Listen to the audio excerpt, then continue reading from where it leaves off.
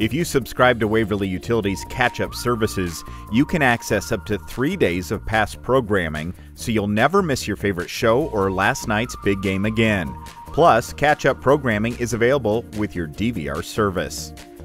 To view catch-up programming, you will navigate to past programming in the guide.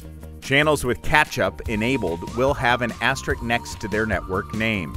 Move to past programming in the guide by using the left arrow on your remote, or jump back 12 hours at a time by pressing the replay button.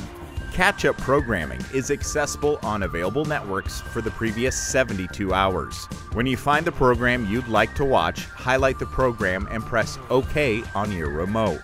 You'll be taken to the Details screen. Here, select Play from Start to begin the program. To control playback of the program, you can use your transport buttons on your remote. Use Fast Forward or Rewind on your remote to move 4, 16, 32, or 64 seconds at a time. Pause the program and use the Play button to resume. The Skip button will advance 30 seconds, and the Replay button will replay the last 8 seconds.